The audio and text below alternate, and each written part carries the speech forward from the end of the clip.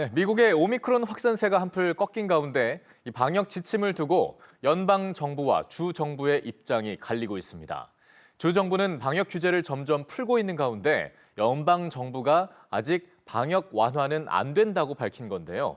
자세한 내용을 글로벌 뉴스 브리핑에서 살펴보겠습니다. 자, 금창호 기자, 안녕하세요. 안녕하세요. 네. 자, 저희가 계속해서 며칠 보도해드리고 있는 내용입니다만 미국의 주 정부들이 이제 방역을 완화하고 있다 이런 소식을 전해드렸는데 하지만 연방 정부의 입장은 다른가 보군요. 네, 그렇습니다. 아무래도 방역 완화의 대표적인 정책이 마스크 의무 착용 해제인데요. 예. 지금까지 마스크 규제를 완화하겠다고 선언한 주가 뉴욕, 캘리포니아를 포함해 모두 9곳입니다. 이들을 제외하면 대부분 공고였어서 사실상 미국 전역에서 이 마스크 의무화가 폐지된 것이라고 볼 수가 있는데요. 예. 하지만 미국 연방 정부는 아직 마스크 의무화 해제가 이르단 입장입니다. 로셸 월렌스키 미국 질병통제예방센터 국장은 마스크 지침 수정 작업을 하고 있다면서도 현재 확산 둔화 추세가 고무적이긴 해도 아직 의무화 해제 시점에 도달하지는 못했다고 설명했습니다. 예. 또 여전히 입원 환자와 사망자 수치가 높다고도 덧붙였습니다. 하지만 현재 추세를 보면 말이죠. 분명히 미국 내 코로나 감염 이 추세가 둔화가 되고 있기 때문에 연방정부 입장에서도 계속 이런 입장을 유지하기는 쉽지 않아 보이는데요. 네, 그렇습니다. 최근 미국 내 확진자는 일평균 80만 명대에서 20만 명대로 뚝 떨어졌습니다. 예. 네, 그래서 이제 코로나19 대확산이 지금 추세대로 둔화가 되면 국가 비상사태 종식 여부나 대중교통 마스크 의무화 해제 등에 대해서도 정해야 하는 상황이 올 수 있습니다. 제프 자이언츠 백악관 코로나19 대응 조정관은 미국이 앞으로 나아가기 위해 취해야 할 조치들에 대해서 주지사, 외부 전문가, 그리고 의사 등과 협의를 계속하고 있다고 밝혔습니다. 네, 자 미국이 이런 상황인 가운데 영국은 사실상 이미 이런 규제를 점차 풀고 있었지 않습니까? 지금은 한 발 더 나가서 이제 확진자 격리 규정마저도 바꾸기로 했네요. 네, 그렇습니다. 이미 영국 같은 경우에는 실내 마스크 착용, 또 대형 행사장 백신 패스와 같은 이런 코로나19 관련 규제를 대부분 완화를 했습니다. 네. 여기에 더해서 코로나에 감염되더라도 격리를 하지 않게 지침이 수정될 전망입니다.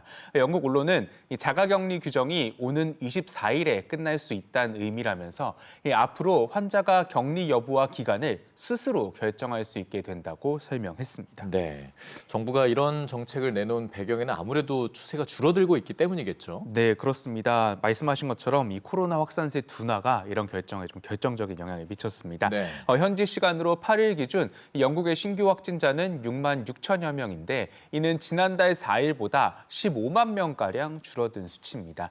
영국 정부는 내일부턴 백신을 2번 맞은 사람은 영국 입국 전후에 코로나19 검사를 하지 않아도 되고 또 미접종자 검사는 받아야 하지만 격리는 하지 않도록 하겠습니다. 네. 또 보리스 존슨 총리는 오는 21일 의회에 위드 코로나 전략을 제출할 것이라고 밝혔습니다. 네, 점차적으로 정말 위드 코로나를 우리가 맞이하고 있다라는 생각이 조금씩 듭니다.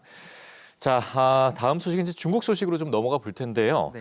중국이 이제 사교육 규제를 강화한다는 소식도 역시 저희가 여러 차례 전해드렸었는데, 자, 중국답게 더 강한 조치가 나온 것 같습니다. 네, 그렇습니다. 지난해 7월에 이 중국 정부는 학생들의 학업 부담을 줄이고 또 가정의 사교육비 부담을 완화해서 출생률을 끌어올리기 위해서 이제 사교육을 규제를 했는데요. 네. 초중등 과정 수학 등 학교 교과서과 관련된 사교육을 금지하고 또 이런 서비스를 제공한 업체는 모두 비영리 기구로 등록하기로 했습니다. 이에 체육이나 문화예술, 과학기술 과목만 사교육을 받는 게 가능해졌습니다.